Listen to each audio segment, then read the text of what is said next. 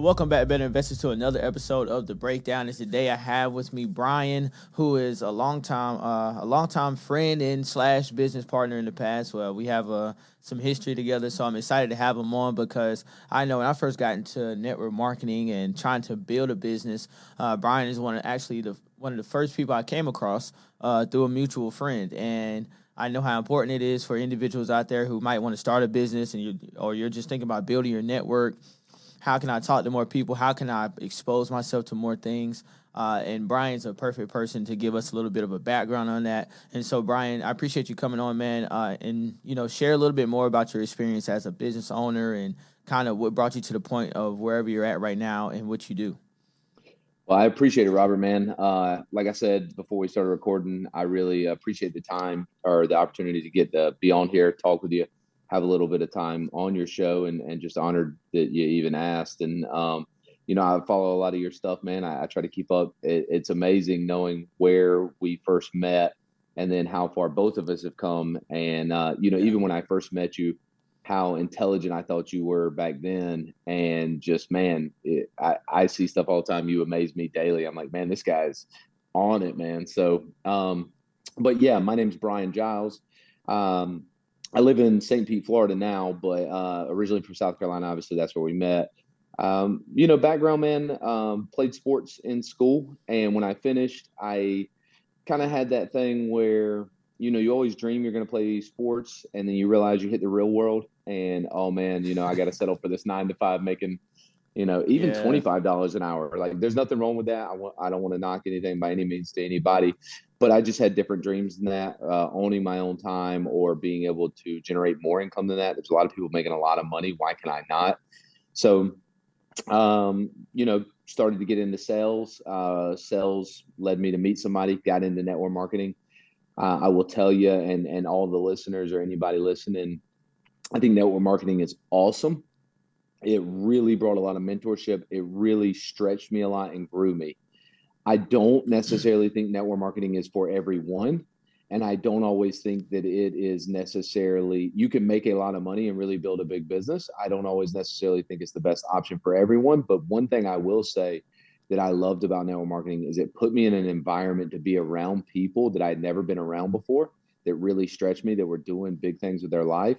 And then it put me in an environment where I got to see that I needed to change some things. I needed to start reading or listening to some different stuff, growing as a person. And that's where that whole concept of, you attract who you are really started to come to me. And so I was in network marketing for, shoot, man, I did Amway for a short time. I left Amway and then I got involved with ACN. I did ACN for 7 or 8 years. I believe six and a half of that was full time. I had built a business within ACN that was sustaining us, built my fiance's position to a business that was sustaining us. It was doing well. Found out really quick, like, hey, I didn't own it. They changed the comp plan, changed some stuff. It affected me a little bit, right? So it put me into doing some real estate stuff, looking into real estate, started looking into crypto, and I had a company taking on private investors with crypto for a while. And then I started an Airbnb business down here in Florida, and we did that. And right now, I actually do sales. I'm 1099, so I'm contracted. So I'm kind of my own boss in a way, but I do sales for a company, and I'm actually starting another company right now that'll actually be another franchise type deal. But that's kind of where we are right now. I think entrepreneurship and business ownership is phenomenal, but it definitely will grow you and change you in a lot of ways. Yeah, man, heck of a journey, and it's kind of similar to my journey as well. So I started out with network marketing, and my first experience was Amway. You go to one of those meetings on Tuesday, and you think you're about to join the Illuminati, um, and it's like, yeah, man, we sell home-based products, and it's crazy. So that was, and then of course too, right? It was crazy. It's the same exact thing here. After that, it was ACN. I came across you through Ant. So I know me and Ant went to school together. I came across you with ACN, and then after that, I got into one more network marketing organization, which kind of went a little far, and that was IML. So iMarkets Live is what they were branded as at the time. That's how I learned how to do some day trading. But it was centered around, and you did something similar too, maybe with a different company. But it's centered around recruiting people that might be interested in learning how to trade, and then it gives them a product and a service within that. And really, why I want to speak to network marketing, and it's a good time to have you on. I was reading a book. It's not a new book, but it's a really good book. It's called the Business of the 21st Century, with Mm. Robert and Kim Kiyosaki, and they're talking about network marketing within that, and also too, Kim Kiyosaki being a co-author in there. She's talking about how uh, it's a very good business for women, and actually, the majority of the high net worth earners inside of network marketing are women, which I didn't know myself. I didn't realize that statistic because it's so diverse and you got so many people taking advantage of an opportunity. But of course, just building businesses in general, it gives you that freedom and there's no limitation to what you can do. It's actually only limited to whatever you can imagine or what you can create. So I like the fact that you were speaking to that and saying, well, man, I wanted to control my own time. I wanted to be able to do a little bit more of my own thing versus just like the 9 to 5, even if I can make some pretty good money having a job. So with you going through the experience that you're going through right now, you kind of jumped from the E quadrant. You went, you dabbling inside the B and the I quadrant. Uh, so I'm, better investments. That's kind of the brand here, and I'm really big into like stocks, precious metals, cryptocurrency. So we're, like I said, man, we have a really similar story. What do you think is on the business side of things? You were talking about some of the characteristics that you picked up from being inside network marketing. What's some of the biggest things that you learned about being in business and kind of building that network from your business experience with network marketing? Well, first thing I'll just point out, one of the major lessons from actually even the book you're talking about. Man, that's a book we used to give people right away, right? Um, you understand a huge difference in an employee, a self-employed, and then businesses and investment. Um, with that being said, I've been blessed enough to earn more and more money. Um, but there's a total difference in earning that money with your labor and your time versus having that money come in no matter what. And that's one thing I Gotcha. think I learned a lot with the network marketing thing is, people think you want to make all this money.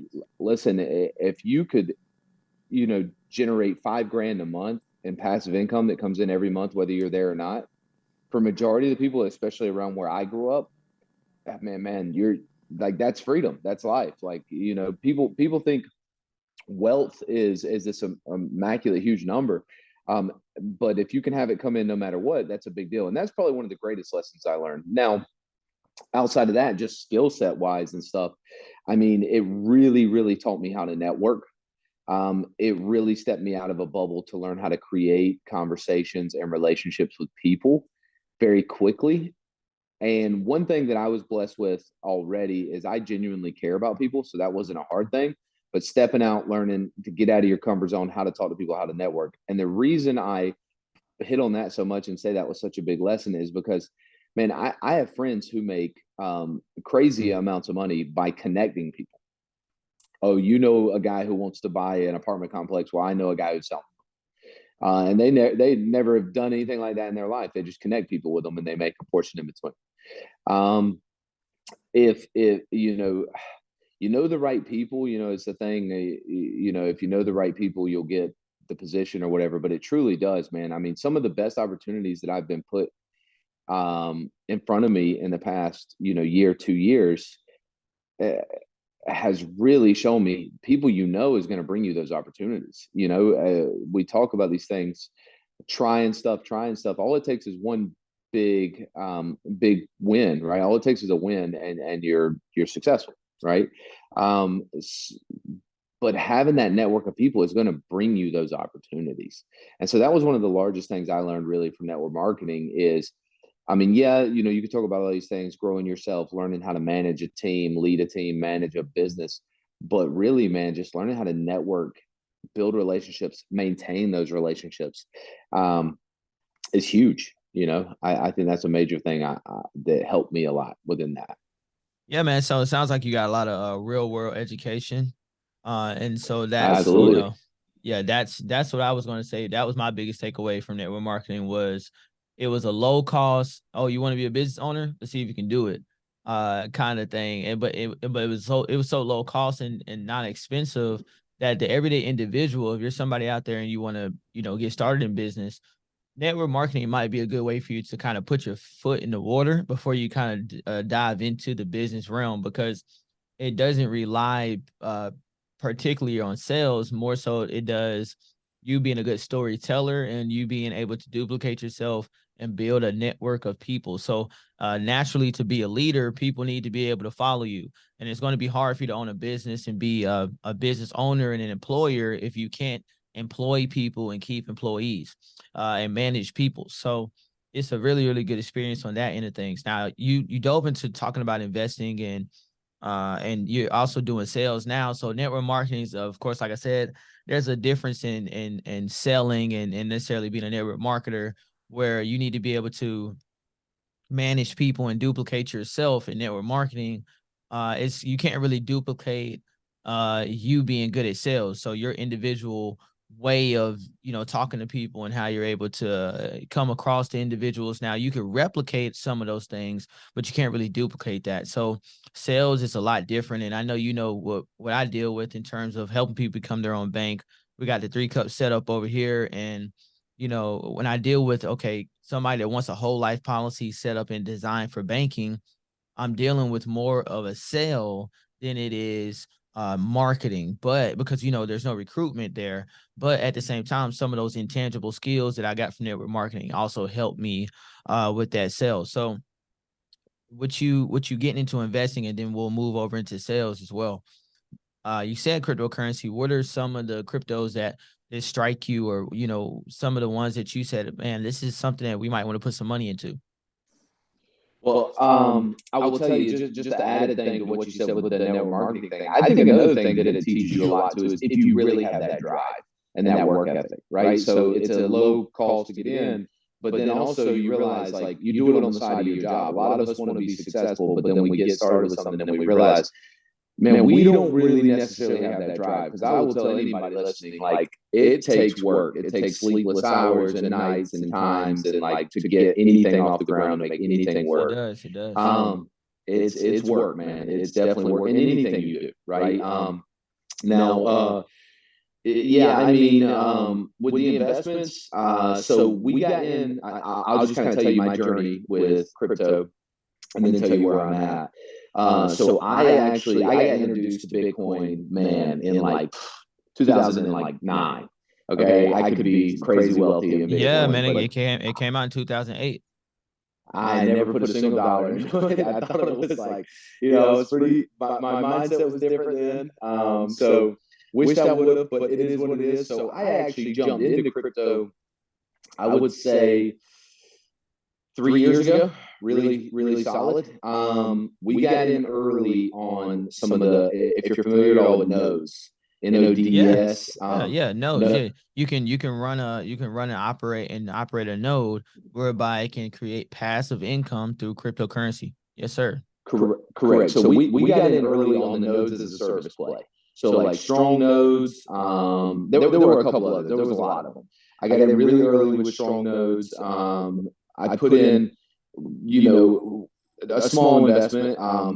What at one point I would have considered unattainable type of investment, but at the time it was a smaller investment. You talk to some investors, and man, at one point it was doing like crazy money. I mean, you're talking 45,000 a month kind of money.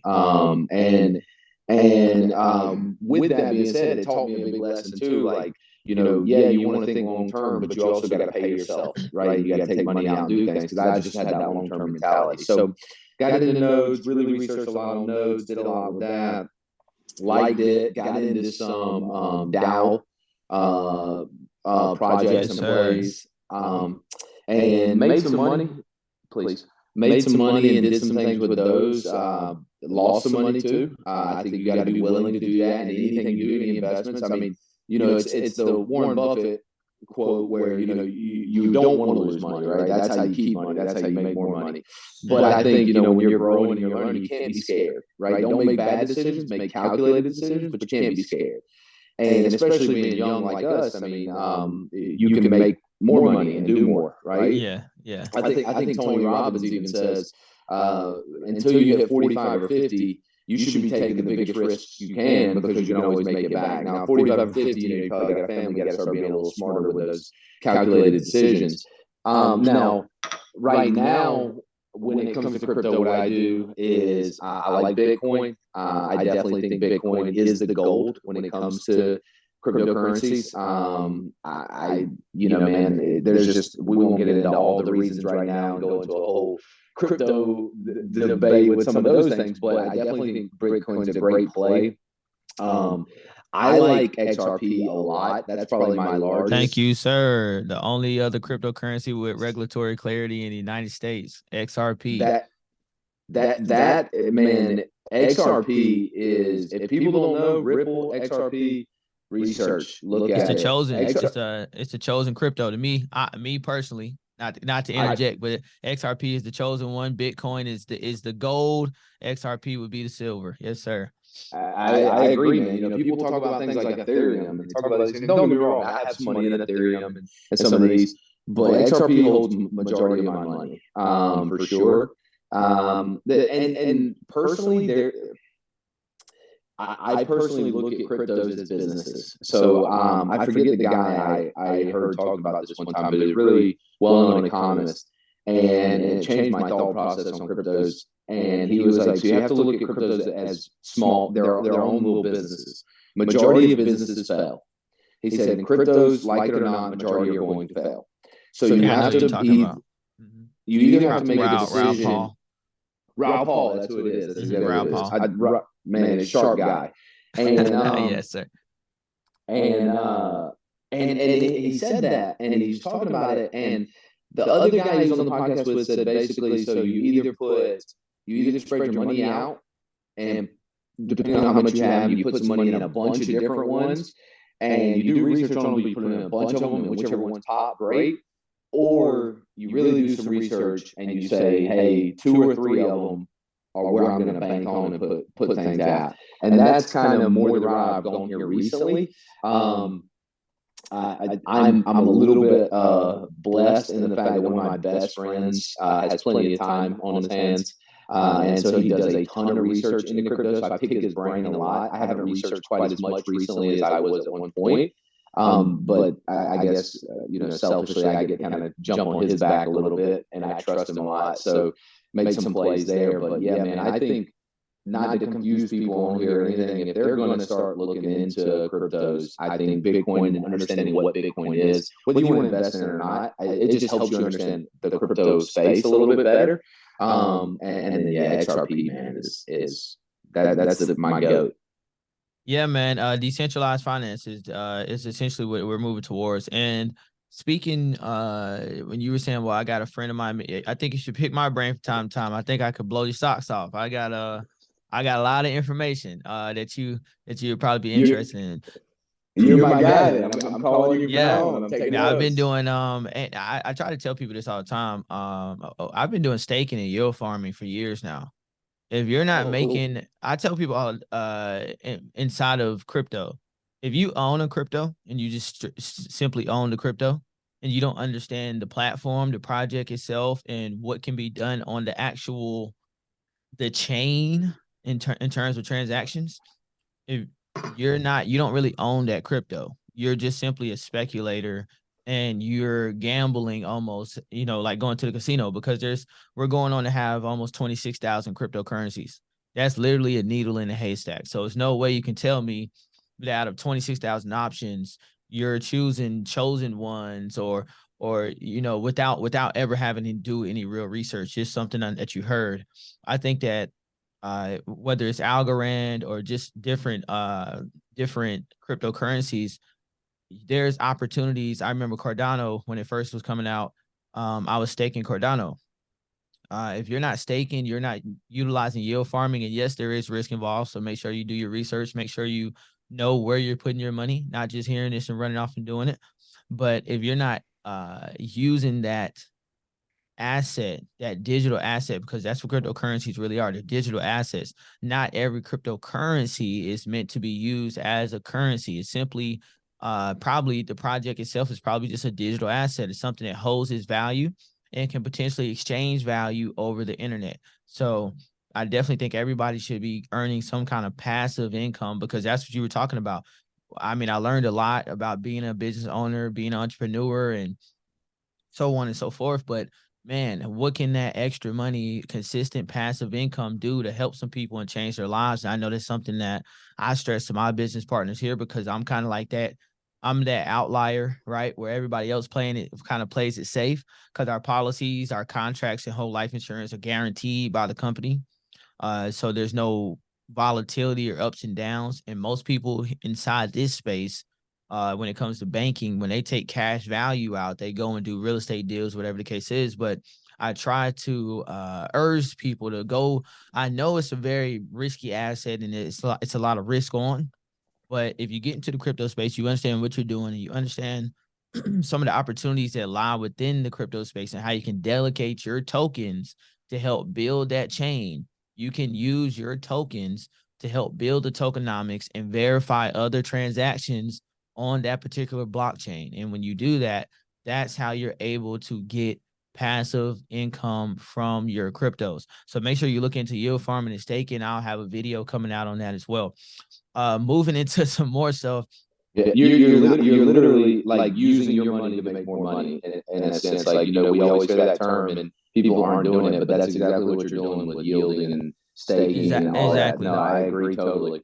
Yeah, so you got the upside potential, but it's like in the meantime, you have this opportunity to gain more of that same token. And that's the biggest thing, is that you're being paid in an asset versus getting paid inside of a fiat currency. Well, these are even faker than fiat.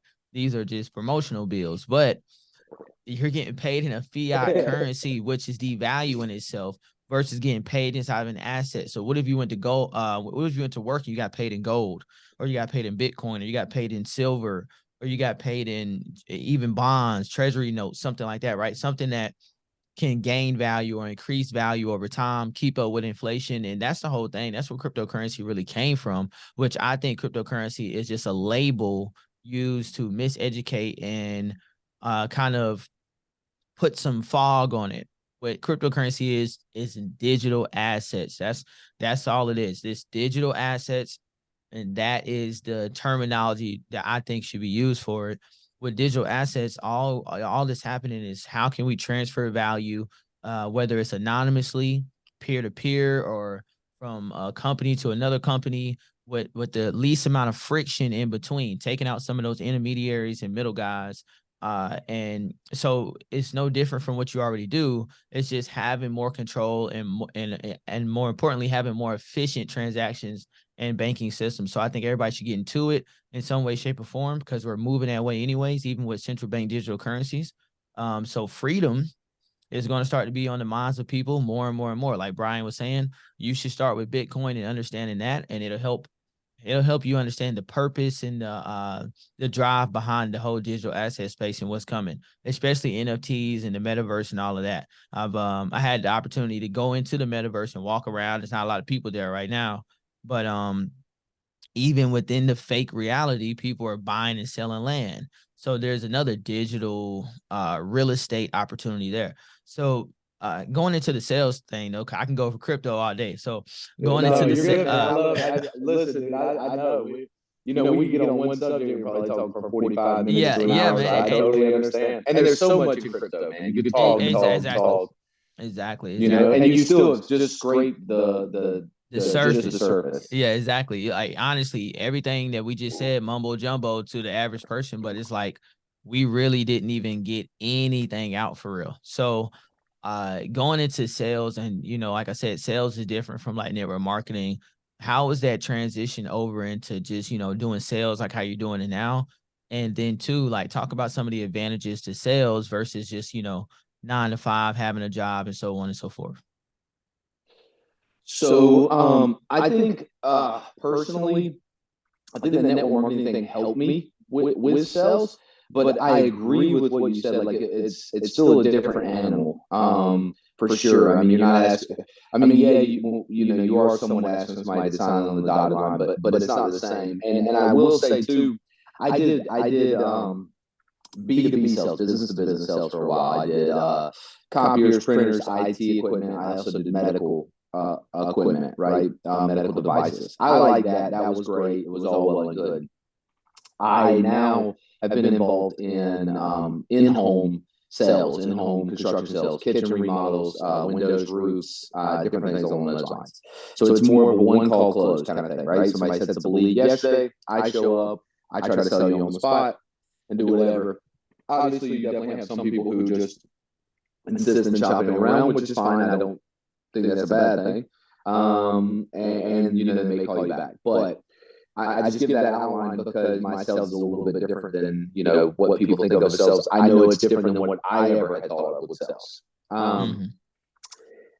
I will tell you this: I think if I was mentoring someone or talking with someone now, where I am, and just seeing business, I think the network marketing space is a great space for someone to start a business, test their chops, see if they have the work ethic, get in at a low cost, and have an opportunity to build something.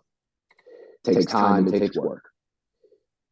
I think, and this is just me personally from what I see now, if you don't have let's say you're young, you don't have a huge network, because I think in network marketing, it's good to have pull and a network if you want to grow fast. Oh yeah, most definitely.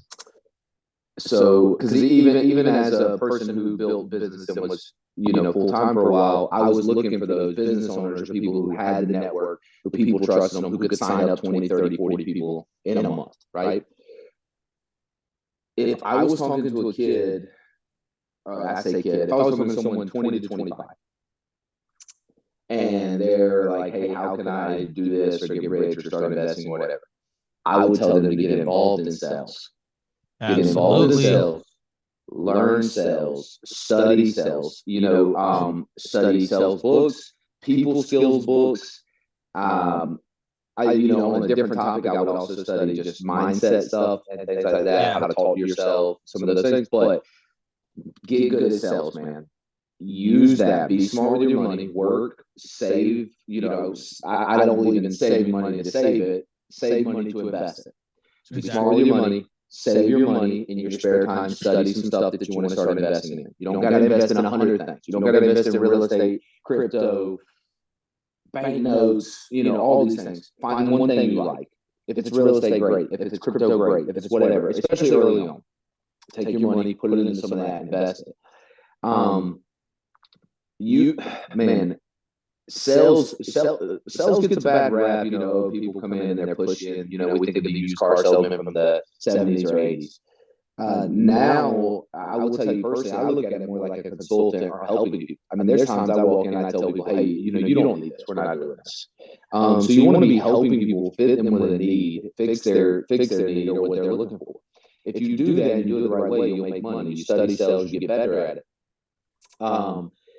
And I could definitely recommend some good books or whatever, but dude, it's without saying any specific numbers or anything like that, it has been something that's literally allowed me to go from making decent money to changing my life in a year, 2 years, 3 years. And you can take that and you can invest it, and you'd be surprised at how much you can accumulate quickly, especially if you're smart. And that's why I said too, like, I mean, you can do this when you're older too. I'm not saying, somebody 35, 40, 50, like, listen, man, I know a guy who's 54, works with our company, never did this before, was in banking, got tired of it, jumped over. He's been doing this 2 years. The guy has like 5 properties now and, bringing in passive income, still works here, but has a couple other things. He's doing very, very well in like a 2-year time period. And he's got a family and everything. So, but I just say, like, the 20, 25-year-old, man, if I knew what I know now and I had good mentorship, I would have gotten into sales. I'd have took my money and put other things to do it. And by the time I was my age now, 30, 35, I would have been retired for sure, guaranteed. Like, just, yeah. Exactly, man. Exactly. And that is that it's crazy, man. It's exactly what I'm doing. I nobody told me. I just from this information age, man. You don't have to. Nobody else tell you anymore. Go out there and find people. Brian, the other Brian that I like is Brian Tracy. If you're talking about sales, you want to learn sales, Brian Tracy. You got some very good books out there. I mean, there's plenty. There's countless of different ways you can go about that. And now I took a lot of risk, like you were saying, and doing a lot of investing. One big thing for me is I wanted to be a crypto whale. So I don't know if you're familiar with the terminology. That's Oh that's yeah. one thing. Yeah, that's one thing for me. I told my brother, I was like, when I sell my crypto, the market's gonna move. you There you gonna you see that go. thing. That's what I like to hear. You gonna see that thing move, right? So but that was important to me. And guys out there that's looking to don't just have these big dreams and aspirations. Understand what it's going to take to maintain those. So if you're somebody's going to accumulate a lot of crypto, for an example, don't do it on an exchange. Get a cold wallet. You know, Ledger is what I used to suggest to a lot of people, but they've had some things here and there. You might want to go with like a decent wallet, and there's a lot of different options out there. But coming into the banking side of this, I got into infinite banking because I needed something to de-risk my portfolio and at the same time still be able to earn some interest and grow my money while still being able to use it. So I just didn't want it locked up. I wanted to be able to still use it, and that's what I could do. So when I made just a really quick run through, I don't want to keep you on too long. I make a deposit. So let's say I got some cryptocurrency money profits here. I put into my policy. It's going to grow with interest. It's premium deposits. From there, it produces a death benefit, right? So we have that death benefit there. That's just simply my money being grown into a larger sum of money by the insurance company. And they let me borrow some of that right here in cash value while I'm alive. So cash value, simply put, is just a stated amount, how much of the death benefit I can use right now while I'm alive. I can now take this liquidity again, go back into the crypto market during the bear market, or I can go get into some rental properties or whatever the case is. Do whatever it is I want to do and choose how and when to pay myself back. And when I do, I keep all the money I pay back. So I have more control. You don't control a bank loan, whether it's for a car, house, or whatever. Also, too, set and very low interest rates inside my policy compared to the changing and fluctuation of a contract with the bank. Another thing with this as well is I keep everything I pay back. I don't keep what I pay back to a credit card or a bank or any other intermediary. And of course, too, the original essence of it is getting what money to work even more for us, and that's getting paid interest on my premium deposits. If I kept it inside of a regular savings account or something like that, I wouldn't be getting any interest paid on my money. So it kills multiple birds with one stone because you can't forget as well, plus or minus whatever it is we pay back, the death benefit will still be there to cover our friends, church, family, charity, the people that we care about once we pass away, and that's going to get paid out tax free. So all of what you did went back into a system that can get paid out tax free to individuals or even a trust to keep it tax free and out of the hands of probate courts and so on and so forth. So man, Brian, I like I said, man, I don't want to keep you on too long. We will catch up on the personal side of things. But thank you, man. Thanks so much for being on, and thank you guys for viewing and watching this video. Hope you guys learned something. It's definitely was some gems dropped in there, some things you might want to look into. So be sure to watch this and watch it again. Leave a like, comment, subscribe, and also too let us know. How can we help you with some things you want to learn and see some individuals that we might can bring on an interview so you can get some more value from this channel. But until next time, better investors equals a better future. And I see you guys in the next video.